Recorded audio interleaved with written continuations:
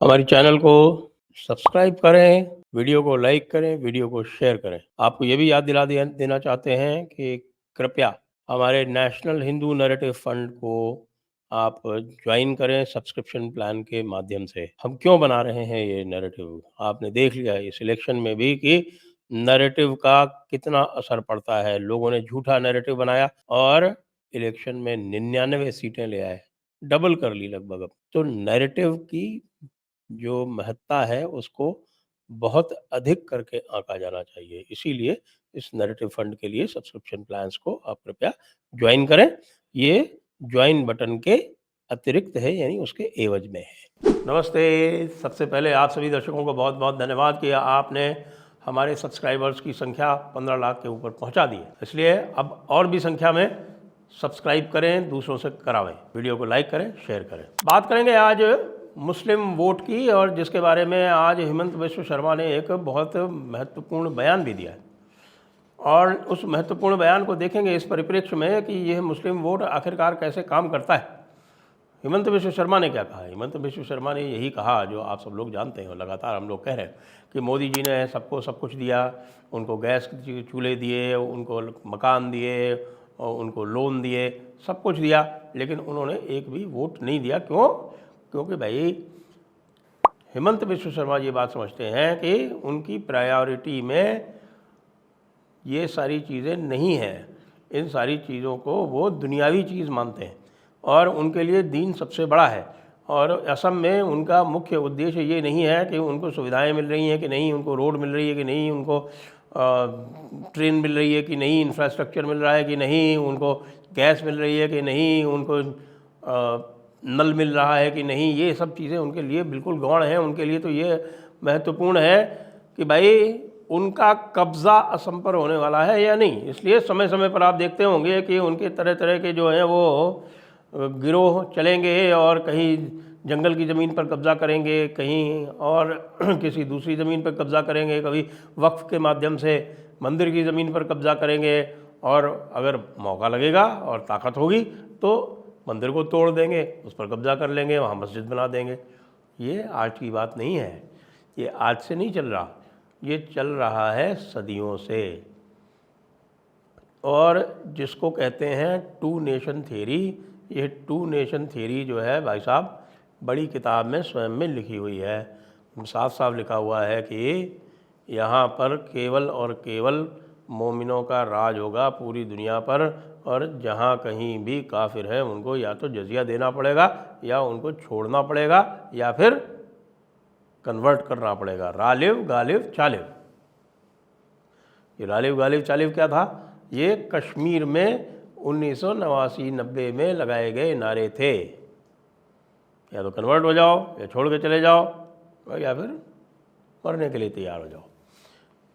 अब जिस कम्युनिटी का पूरा जो सिद्धांत है वो इस प्रकार का हो, वो किसे वोट देगी? वो केवल उसे वोट देगी जो इस तरह के डोमिनेशन को, इस तरह की गुंडागर्दी को, इसको फैसिलिटेट करे, इसको देखे और कुछ ना बोले। आप ये देखिए कि एक बार जहाँ कब्ज़ा हो जाता है, जैसे आप ये देखिए कि सबसे पहले ये जो वोट की ताकत थी आपने देखी थी कहाँ हुई थी? ये पार्टीशन के टाइम पर हुई थी। 1937 में जब चुनाव हुए थे तो 1937 के चुनाव में मुस्लिम लीग को बहुत अधिक मत नहीं मिले थे। तो उसके बाद फिर उन्होंने पूरी तरह से कम्युनल पॉलिटिक्स आरंभ कर दी, और 1946 में आपने देखा कि पाकिस्तान के नाम पर सारे मुसलमानों ने उनको वोट दे दिए, और वो बिल्कुल स्ट्रेटेजिक तरीके से, रणनीतिक तरीके से बाकियों को यहाँ छोड़ के चले गए और कहा कि भैया देखो इतना टुकड़ा हमने ले लिया, बाकी जो तुमको पीछे छोड़ दिया है अब तुम धीरे धीरे और टुकड़े इसके करते जाओ। जो वहाँ चले गए उन्होंने वहाँ पे भी बहुत सारे लोगों पे कब्ज़ा किया, वहाँ लड़ाइयाँ हो रही हैं। आज अगर आपको पता चला हो तो जो पूरा का पूरा जो खैबर पख्तूनख्वा है और उसका जो सुदूर उत्तर का जो क्षेत्र है और जिसको चित्राल क्षेत्र बोलते हैं, कुनार वैली है, वो पूरा का पूरा कुनार वैली का क्षेत्र जो है वो पश्तून लड़ाकों के हाथ में जा चुका है, वो टीटीपी के हाथ में जा चुका है। आज उन्होंने अपर दीर, जहाँ से कि वो चित्राल के लिए रास्ता जाता है, वहाँ पर पाकिस्तानी कैंप को डिस्ट्रॉय करके वहाँ कब्ज़ा कर लिया है। वो दर्रा जो है, लोवारी दर्रा, अब उनके हाथ में है। तो वो वहाँ लड़ाइयाँ भी कर रहे हैं, लेकिन यहाँ उनको चैन नहीं है। जहाँ वो एक साथ रहेंगे वहाँ आपस में लड़ाइयाँ करेंगे, लेकिन जहाँ वो काफिरों के साथ रहेंगे वहाँ पर भी पूरा का पूरा जो उद्देश्य है वो ये है कि वो कब्ज़ा करना है, उसको दारुल इस्लाम बनाना है।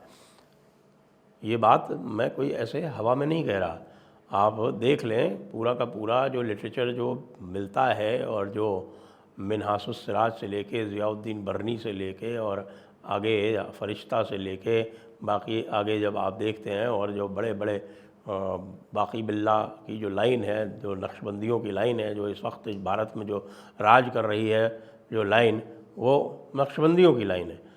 और वो नक्शबंदियों की लाइन आरंभ होती है मुजद्दिद अल-फसानी, जो शेख जिनको बोलते हैं रब्बानी या फिर अहमद सरहिंदी साहब, उन्होंने वही कहा था जो आज भी आपको मौलाना मुल्ला जो हैं वो कहते मिल जाएंगे, चाहे वो शेख रब्बानी यानी कि शेख अहमद सरहिंदी हो।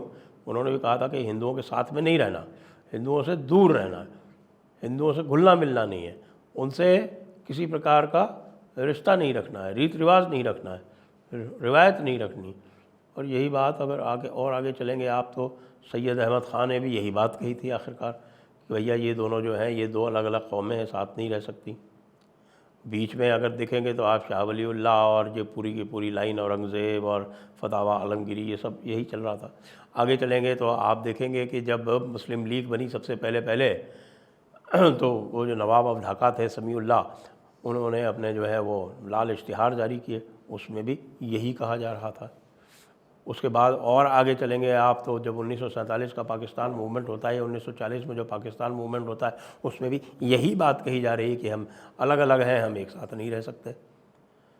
और जब अलग हो गए तो पता चला कि साथ में मौलाना आज़ाद जैसे लोग रह गए जिन्होंने मुस्लिम लीग को पूरा कांग्रेस में शामिल कर लिया। जी हाँ, पूरी की पूरी मुस्लिम लीग केरला को छोड़ के कांग्रेस में शामिल हो गई, और कांग्रेस ने इस चीज़ के बदले, इस एवज़ में, इस उपकार के बदले मुसलमानों को पाकिस्तान नहीं भेजा। उन्होंने कहा तुम यहीं रह जाओ। उन्होंने विशेष कैंपेन चलाई कि मुसलमान पाकिस्तान ना जाएं। कुछ जो वहाँ गए उनको वापस भी लाए। गांधी जी ने तो यहाँ तक कहा कि जो लोग पाकिस्तान से यहाँ आए हैं हिंदू, वो वापस पाकिस्तान चले जाएं। तो ये इसीलिए कांग्रेस को मुसलमान इतने दिन इतना प्यार करते रहे। गड़बड़ तो तब हुई जब राजीव गांधी ने बाबरी मस्जिद का ताला खुलवा दिया या राम जन्मभूमि का ताला खुलवा दिया, वहाँ से दिक्कत आरंभ हुई। और वो सब काम जो था वो पहले शाहबानों का किया, शाहबानों का रिएक्शन हुआ लोगों में, उसके रिएक्शन में बाबरी मस्जिद तोड़ो या राम जन्मभूमि मूवमेंट बहुत तेज़ी से आरंभ हुआ। भारतीय जनता पार्टी ने उसको अपने पालमपुर अधिवेशन में अपना ऑफिशियल एजेंडा बना लिया। तो उसको रोकने के लिए राजीव गांधी ने कहा नहीं, हम हिंदू भी तो हैं भाई, हम मुसलमानों के तो सबसे अच्छे खैर ख्वाह ही हैं, हम ही ने तो मुसलमानों को भारत में रोके रखा, और यहाँ पर एक और उनको अलग से ज़मीन देने के लिए हमने पूरा माहौल बना दिया, लेकिन हम हिंदू भी सबसे बड़े हैं। तो उन्होंने राम जन्मभूमि का ताला खुलवा दिया, और उसके बाद जो कुछ हुआ आप जानते हैं, जिसका कल्मिनेशन जो है वो बाबरी मस्जिद के विध्वंस से और अंततः राम जन्मभूमि के पुनरुद्धार से और नए राम मंदिर की प्रतिस्थापना से हुआ। तो यही आशय आज है हेमंत बिश्व शर्मा का, जो ये साफ साफ कह रहे हैं कि भाइयों बहनों, आप किसी मुखालते में ना रहें, मोदी जी किसी मुखालते में ना रहें। कि मोदी जी जो हैं, यदि उनके प्रिविलेजेस को लगातार रखेंगे, निरंतर रखेंगे, उसमें किसी प्रकार का हस्तक्षेप नहीं करेंगे, संविधान की धारा 29 और 30 के अतिरिक्त हिंदुओं को एम्पावर नहीं करेंगे, हिंदुओं को कमज़ोर रखेंगे और उनके जो सुरक्षा तंत्र है उसको विकसित नहीं होने देंगे, तो इससे मुस्लिम उनको वोट दे देगा? वो कतई नहीं देगा। वो क्यों नहीं देगा?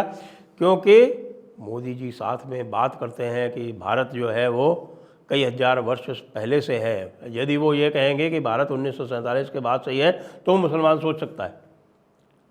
क्यों? क्योंकि उसके बाद फिर ये सेक्युलर सिस्टम में उसको बर्रे सगीर पे पूरा कब्जा करने का एक नैरेटिव मिल जाता है। लेकिन क्योंकि मोदी जी नैरेटिव के बेसिस पे जो बातें कहते हैं वो इस्लाम के जो मूल शिक्षा है उसके विरुद्ध है, तो इसलिए मुस्लिम उनको कभी भी वोट देने वाला नहीं। इसलिए मैं पूरी तरह से हेमंत बिश्व शर्मा की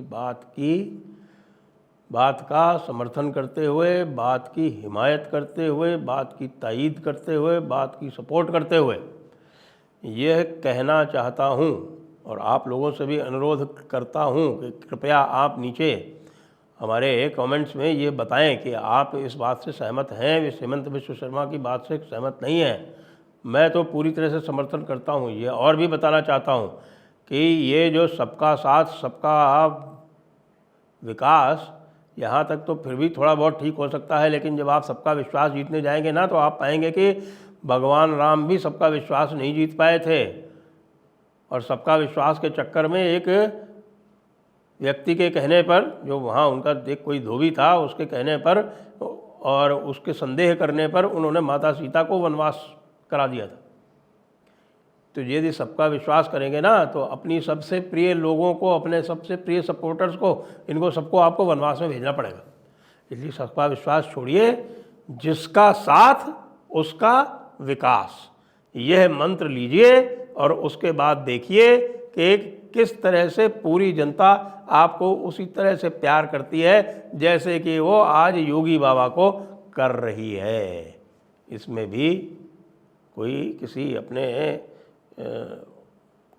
अनुयायी से या अपने नीचे के नेता से कोई अच्छी चीज़ सीखने में कोई समस्या नहीं है। हेमंत बिश्व शर्मा को देख लीजिए, कैसे 35% के बीच में लगातार जीत के आ रहे हैं, और इस बार भी उन्होंने 14 में से 11 सीटें आपको जिताई हैं, और अकेली जो 50% से अधिक की सीट जो जीती है भारतीय जनता पार्टी ने, वो वहीं जीती है, यानी करीमगंज, जहाँ 52% मुस्लिम पॉपुलेशन।